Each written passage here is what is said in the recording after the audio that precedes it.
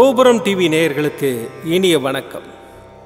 இன்று பிறந்தநாள் காணும் மற்றும் மணநாள் காணும் அத்துணை சகோதர சகோதரிகளுக்கும் எங்களது இனிய வாழ்த்துக்கள். பாபாவின் ஆசிகளோடு பல்லாண்டு காலம் நீங்கள் எல்லா வளங்களும் செல்வங்களும் பெற்று நலமுடன் வாழ வாழ்த்துகிறோம். பாபா அழைக்கிறார். அவரின் பொன்மொழிகளை கேட்பதற்காக, நம் பிரச்சனைகளை தீர்த்து வைக்கும் அற்புதமான கூட்டு பிரார்த்தனை செய்வதற்காக, மேலும் மனம் ஒருநிலைப்படவும் மனம் அமைதி பெறவும் அற்புதமான தியானம் செய்யவும் பாபா அழைக்கிறார். பாபா நம் கரங்களை பிடித்து அழைத்துச் சென்று அற்புதம் நிகழ்த்தவிருக்கிறார். வாருங்கள், பாபாவின் பொன்மொழிகளை தரிசனம் செய்வோம். அன்பு குழந்தையே, யாரை நீ நல்லவர்கள் என்று நினைத்தாயோ அவர்களே உனக்கு துரோகம் செய்கிறார்களே என்று வருந்துகிறாய். நீ செய்த மிகப்பெரிய தவறு எது தெரியுமா? நல்லவர்களை விட்டுவிட்டு தீயவர்களை நம்பியதுதான். வாழ்வில் நீ எதையெல்லாம் நிரந்தரம் என்று நினைத்தாயோ அவையெல்லாம் நிதர்சனம் இல்லாத பொய்கள். முதலில் அதை புரிந்துகொள். அவர்களால் உனக்கு ஒரு நன்மையும் இல்லை என்பதையும் புரிந்துகொள். அன்பு குழந்தையே, உன் வெகுளித்தனத்தையும் அப்பாவி குணத்தையும் பார்த்து உன்னிடம் எப்படி நாடகம் ஆடுகிறார்கள். ஆனாலும் இன்னும் அவர்களுக்காக வருந்துவதை பார்த்து நான் கண் கலங்காத நாளே இல்லை. போனது போகட்டும். இனி நான் உன்னை அப்படி விடமாட்டேன். யாராவது உன்னை ஒதுக்கி வைத்தால் கவலைப்படாதே. உன்னை எந்த தூரத்தில் வைக்கிறார்களோ அந்த தூரத்தில் வாழக் கற்றுக்கொள். அதனால் உனக்கு ஒரு நஷ்டமும் இல்லை. உன்னோடு நான் தான் இருக்கிறேனே, அது போதாதா? தர்மத்தின் வாழ்வதனை சூது கவும், இறுதியில் தர்மமே வெல்லும்.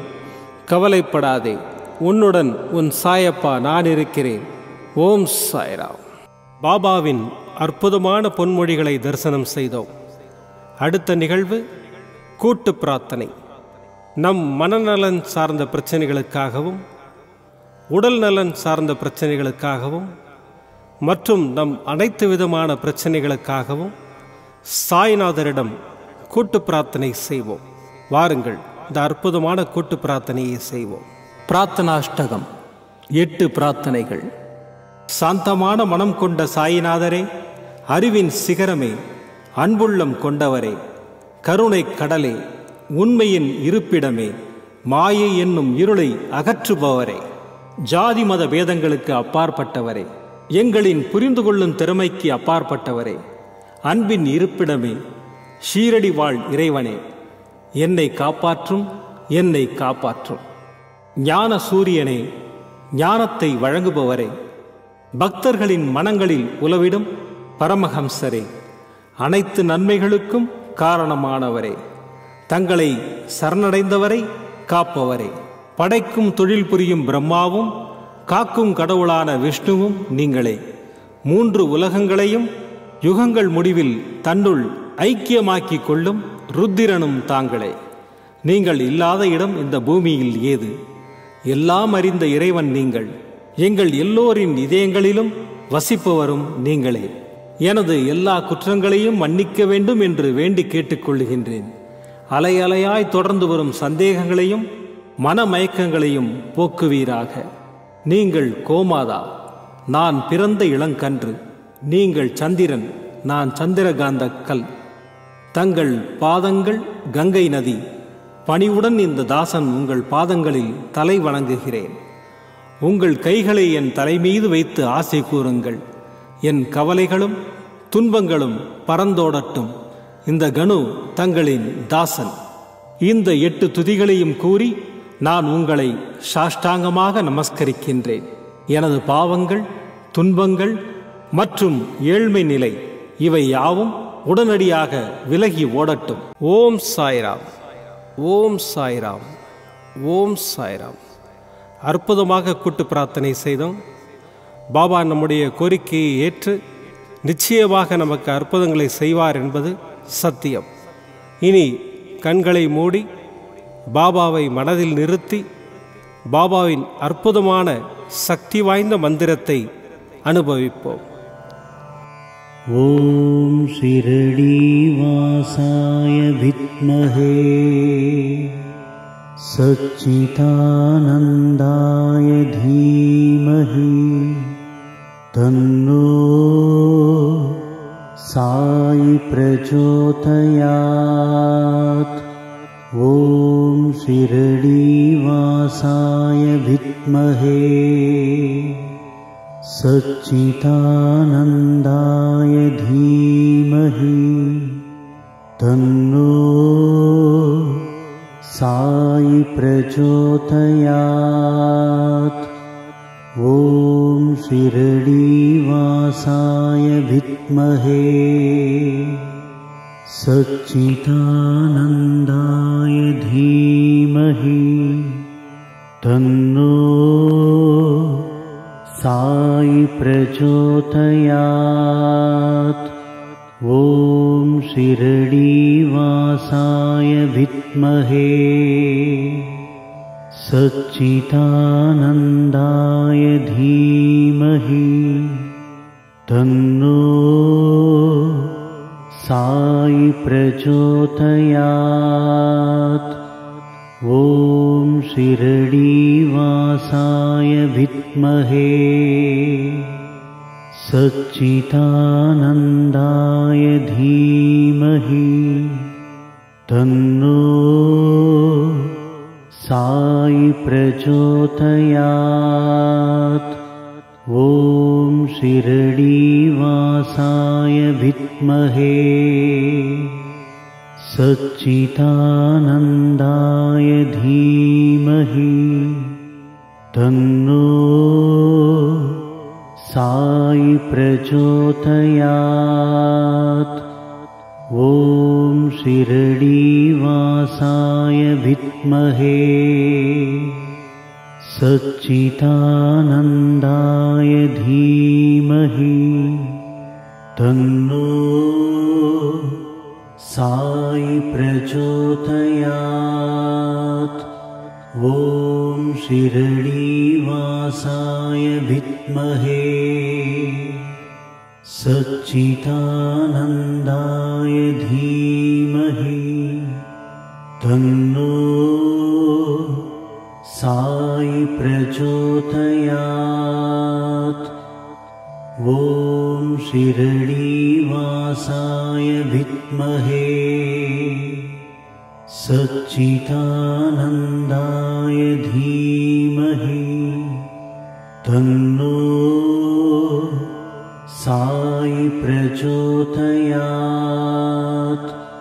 ஓம் ஷிரடி வாசாய வித்மஹே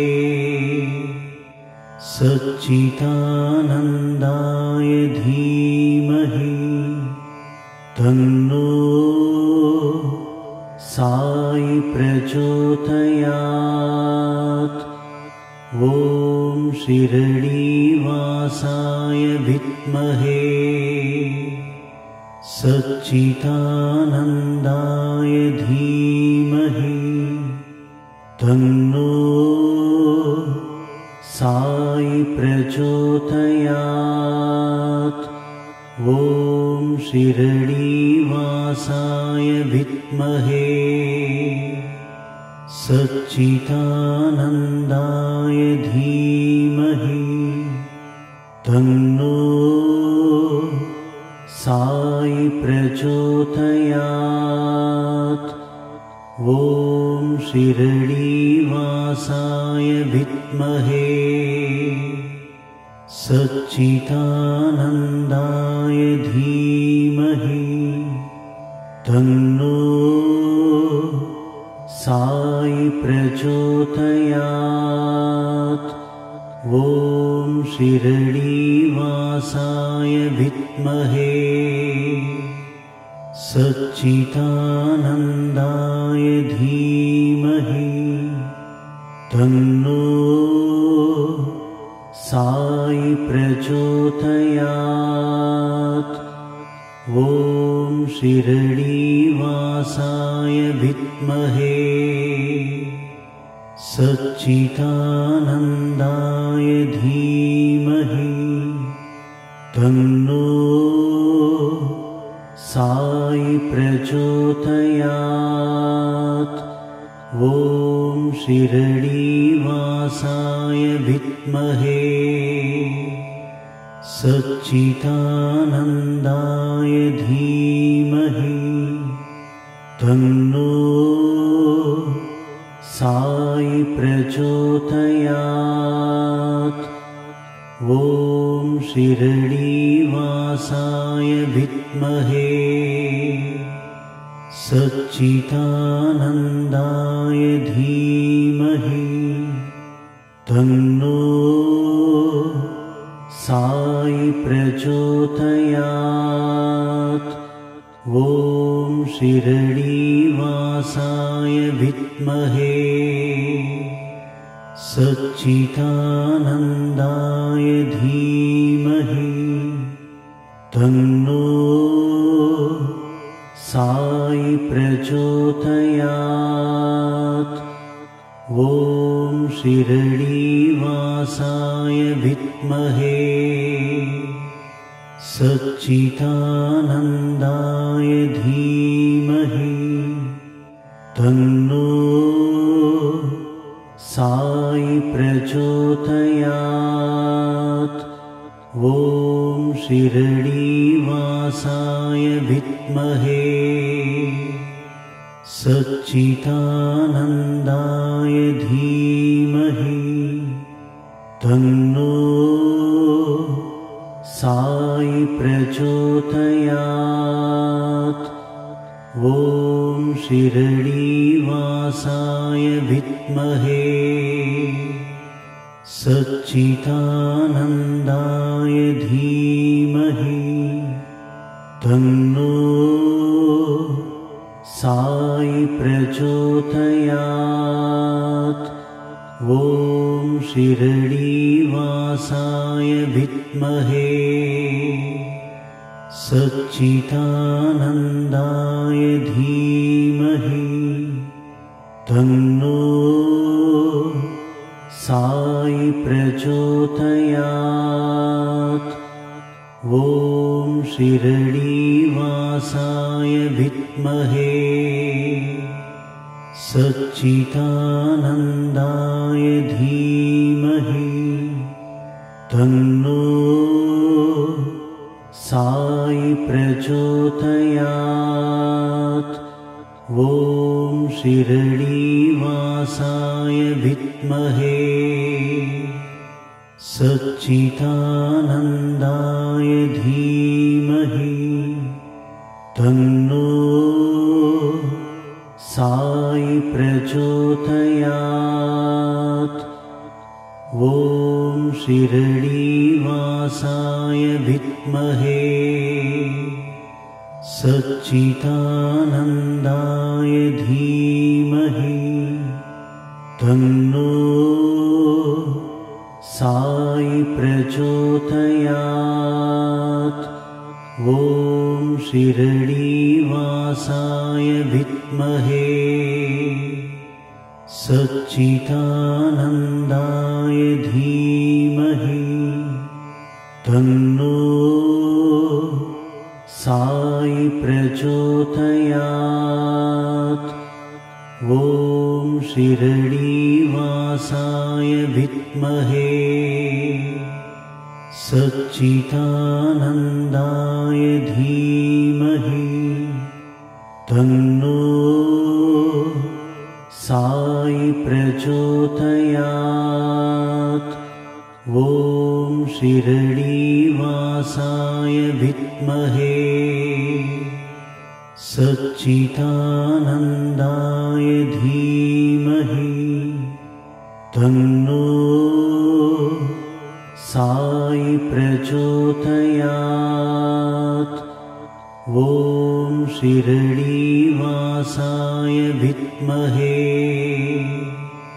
सच्चिदानन्दाय धीमहि तन्नो साई प्रचोदयात्। ॐ शिरडीवासाय विद्महे सच्चिदानन्दाय धीमहि तन्नो साई प्रचोदयात्। ॐ शिरडीवासाय विद्महे सच्चिदानन्दाय धीमहि तन्नो साई प्रचोदयात्। ॐ शिरडीवासाय विद्महे सच्चिदानन्दाय धीमहि तन्नो साई प्रचोदयात्।